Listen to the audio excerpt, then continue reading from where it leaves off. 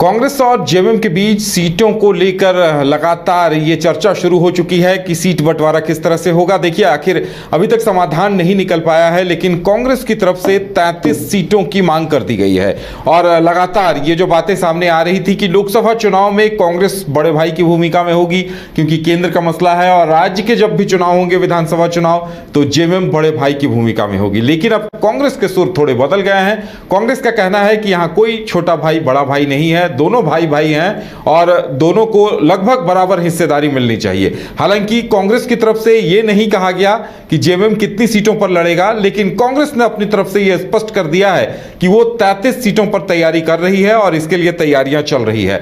हमारे साथ हमारी संवाददाता करिश्मा है, करिश्मा से बातचीत करेंगे। करिश्मा, देखिए, कांग्रेस ने अपनी तरफ से स्पष्ट कर दिया है कि 33 सीटों पर वो तैयारी कर रही है, लेकिन जेएमएम ने क्या सहमति दी है, जेएमएम की तैयारी कितने सीटों पर है, इस पे अभी न कहीं जवाब आना इस पर बाकी है। आखिर कांग्रेस का क्या कुछ कहना है इस पर? विधानसभा सीटें हैं और 81 विधानसभा सीटों से कांग्रेस जो है लगातार आवेदन मांग रही है, यानी कि 100 से ज्यादा आवेदन जो है 81 विधानसभा सीट से आ चुकी है।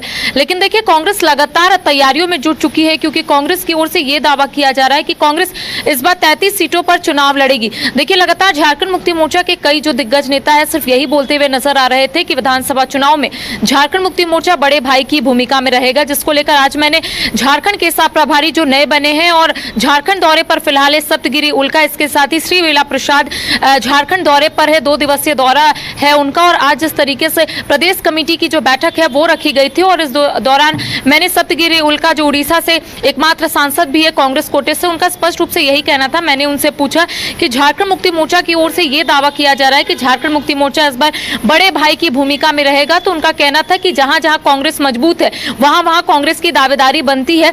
इसके साथ उन्होंने ये भी कहा कि कोई यहाँ छोटा भाई और बड़ा भाई नहीं है, सब भाई भाई है, यानी कि कांग्रेस और जेएमएम भाई भाई है। तो देखिए, कांग्रेस पूरे तरीके से कमर कस ली है कि इस बार विधानसभा चुनाव में किन किन मुद्दों के साथ जनता के बीच में जाना है और इस बार मुद्दे क्या हो सकते हैं ताकि जनता जो है, क्योंकि देखिए चुनाव में ऐसा देखने को मिलता है कि जनता के बीच में अगर कोई भी नेता जाते हैं तो जाहिर तौर पर जनता को लुभाने की भी कोशिश करते हैं और ये बताने और समझाने की भी कोशिश करते हैं कि आखिर उनके दल किस तरीके से कार्य किए हैं, आखिर उनकी पार्टी किस तरीके से जनता के हित में काम कर रही है।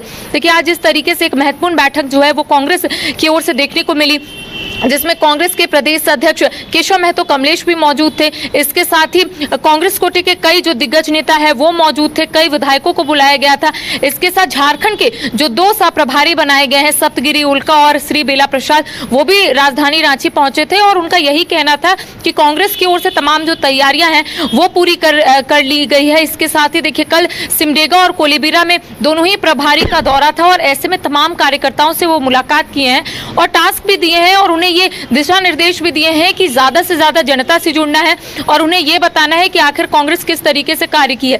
देखिए, आज यह अध्यक्ष का भी स्पष्ट रूप से यही कहना था कि जो मुद्दे के साथ कांग्रेस सत्ता में आई है उन तमाम मुद्दों के साथ लोगों के बीच में जाना है, जो वादे पूरे नहीं किए गए हैं उस वादे को भी पूरा करना है। साथ ही पिछड़ा वर्ग का आयोग का गठन को लेकर उनका कहना था कि हमने यहाँ से प्रस्ताव भेज दिया है, अब सरकार से मिलेंगे, यानी कि मुख्यमंत्री हेमंत सोरेन से मुलाकात करेंगे और उनके समक्ष तमाम बातों का जिक्र करेंगे। तो देखिए, उनका यही कहना है कि पिछड़ा वर्ग का जो आयोग का गठन होना है इसको लेकर कांग्रेस पूरे तरीके से तैयार है, कांग्रेस पूरे तरीके से तैयारियों में इसको लेकर जुट गई है और आने वाले समय में सीएम हेमंत सोरेन से भी मुलाकात कर तमाम बातों का जिक्र करना है। देखिए, यहाँ पर कांग्रेस जो है कई मुद्दों को लेकर जनता के बीच में जाएगी, चाहे वो 28% ओबीसी आरक्षण का मुद्दा हो या फिर अन्य मुद्दा हो। तो कांग्रेस का स्पष्ट रूप से कहना है कि कांग्रेस कॉम्प्रोमाइज नहीं करेगी। 33 सीटों का दावा जो है वो कांग्रेस कर रही है। 2019 में उदय आपने देखा होगा कि 31 सीटों पर कांग्रेस ने चुनाव लड़ा था। इस बार कांग्रेस 2 सीटों को बढ़ा रही है, मांडू और पुड़ैया हाट। तो ऐसे में कांग्रेस जो है वो पूरे तरीके से तैयार है कि इस बार 33 सीटों पर चुनाव लड़ना और 33 सीटों से ज्यादा अगर सीट मिले तो उसमें भी चुनाव लड़ना है। जी बिल्कुल। और करिश्मा, देखिए, सबसे बड़ी बात यह है कि अगर कांग्रेस 33 सीटों पर दावा कर रही है तो जेएमएम की तरफ से अभी तक कोई रिएक्शन नहीं आया है। लगता है कांग्रेस को भी उस रिएक्शन का इंतजार होगा। जी, जाहिर तौर पर झारखंड मुक्ति मोर्चा की ओर से अभी इसको लेकर कोई रिएक्शन नहीं आया है, लेकिन झारखंड मुक्ति मोर्चा लगातार दावा कर रहा है कि 45 से 50 सीटों पर झारखंड मुक्ति मोर्चा इस बार चुनाव लड़ेगा। देखिए, अगर हम 2019 के आंकड़ों को ध्यान दें तो 43 सीटों पर झारखंड मुक्ति मोर्चा ने चुनाव लड़ा था। तो ऐसे में झारखंड मुक्ति मोर्चा की ओर से दावा किया जा रहा है कि 45 से 50 सीटों पर झारखंड मुक्ति मोर्चा चुनाव लड़ेगा।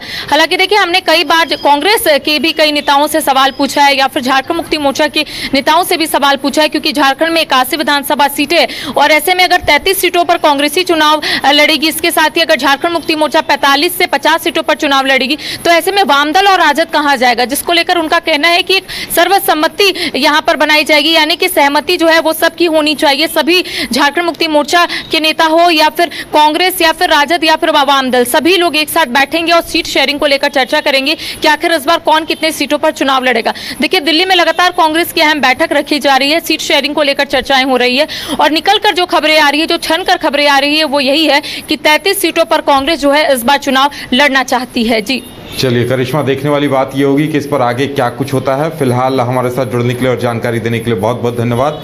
तो अब कांग्रेस को भी इंतजार है कि जेएमएम क्या रिएक्ट करती है, जेएमएम की तरफ से क्या प्रतिक्रिया आती है, क्योंकि अभी जेएमएम का भी दावा है, वहीं आरजेडी का भी दावा है, वहीं वाम दलों का भी अपना दावा है। और ऐसे में ये देखना दिलचस्प होगा कि इंडी गठबंधन में सीटों का बंटवारा कैसे होता है।